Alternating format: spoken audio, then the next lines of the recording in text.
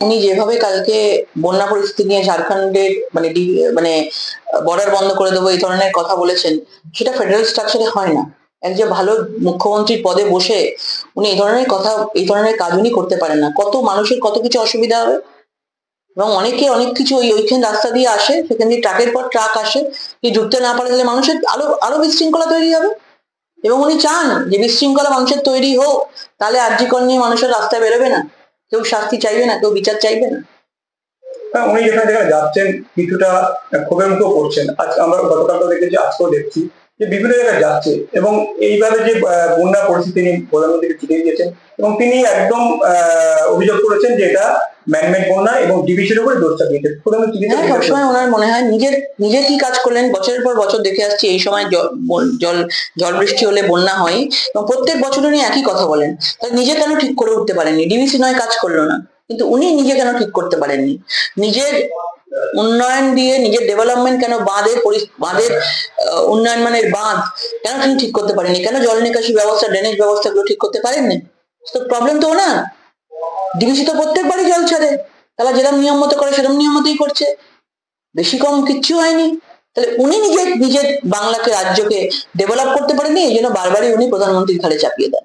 ব্যবসা শুরু হয়েছে, কিডন্যাপিং ব্যবসা, মানে দুয়ারে কিডন্যাপিং ব্যবসা দিয়ে প্রচুর টাকা তোলা যায়। তারাই কিডন্যাপ করছে, বাড়ির লোককে ফোন করে তারাই টাকা ক্লেম করছে, মেরে দেবো, এবং তারপরে যদি টাকা না দেয় তাকে মেরে ফেলবো, আর যদি টাকা দিলে তাকে আবার নিজেরাই ছেড়ে দিচ্ছে।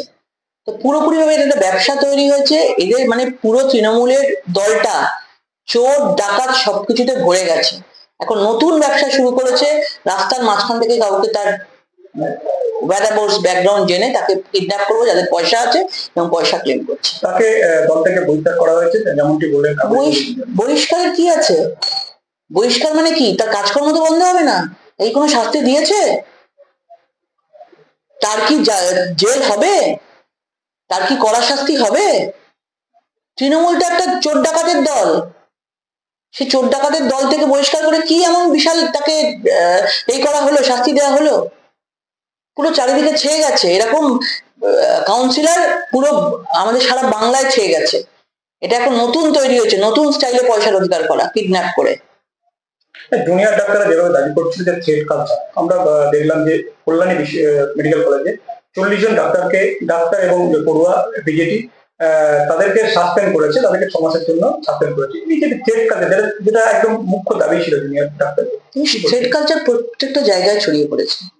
থ্রেড কালচার ফিল্ম ইন্ডাস্ট্রিতে ছড়িয়ে পড়েছে, ডাক্তারের তো রয়েছে, সব জায়গায় থ্রেড কালচার। তৃণমূলের কালচারটা চারিদিকে থ্রেড করে করে কাজ করানো, হুমকি ধুমকি দিয়ে কাজ করানো, এটাই ভালো তারা কাজ করছে। কিন্তু আমার মনে হয়েছে যে দাবির জন্য তারা রাস্তায় নেমেছিল, বিচারের জন্য মানুষ তাদেরকে সাথ দিয়েছিল, কিন্তু সেই দাবি মতন কিন্তু আজকে সিপি পদত্যাগ বলে যে শীত দ্বারা দিয়েছিল, সিপি কিন্তু আর পদত্যাগ করেনি, তাকে পুরস্কার দেওয়া হয়েছে। এবং জুনিয়র ডাক্তারদের কোথায় একটা মনে হচ্ছে তাদের আন্দোলনটা কোথায় একটা তার মোড়টাকে অন্যদিকে ঘুরিয়ে দেওয়া হয়েছে। আমরা দেখতে পাবো আগামী দিন কি করছে। সবসময় ডাক্তারদের সঙ্গে আছি, এবং ডাক্তাররা এত অভয়া ক্লিনিক করছে বাইরে বাইরে বন্যা দুর্গত জায়গায়, নিশ্চয়ই পাশে আছে ওদের, সবসময় পাশে থাকবে এদের।